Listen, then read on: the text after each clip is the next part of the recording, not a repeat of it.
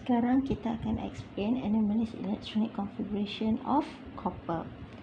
Copper mempunyai 29 proton dan elektron bagi atom copper juga 29. Maka expected configuration of copper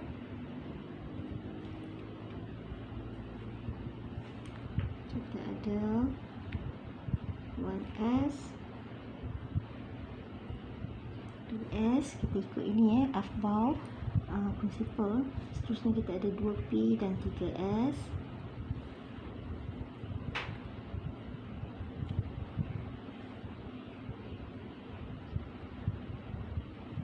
Kita ada 3p 4s.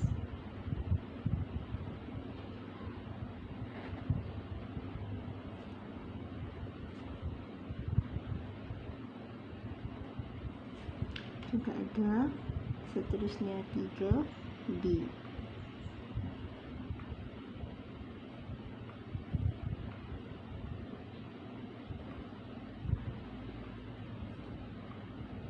Okey, sekarang expected configuration of copper, kita akan isi semua elektron dalam orbital-orbital ini mengikut increasing energy level daripada 1s kepada 3d sebanyak 29 elektron.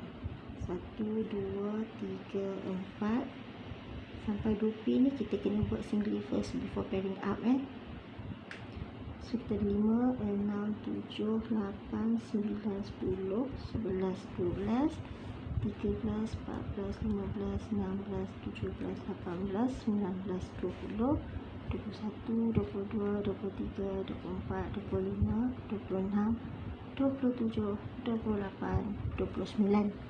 Tetapi kita lihat dalam 3D,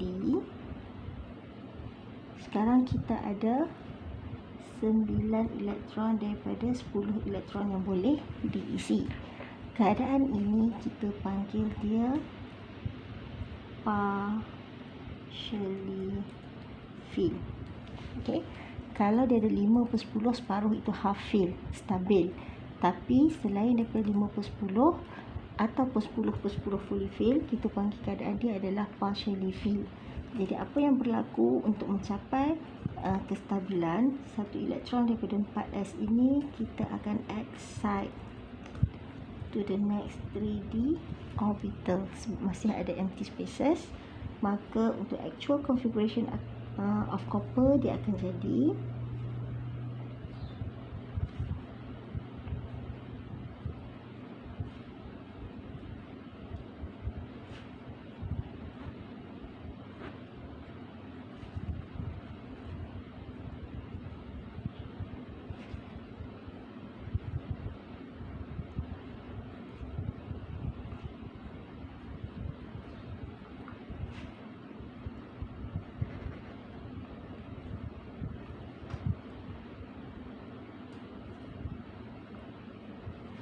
ni.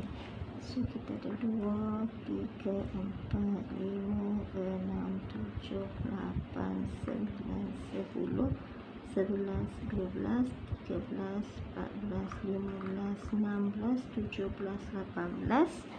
Okey, dalam 4s 19, satu saja, 20, 21, 22, 23, 24, 25, 26, 27, 28 dan satu lagi yang ke-29 tu dia masuk ke sini. Okey, jadi reason for this anomalous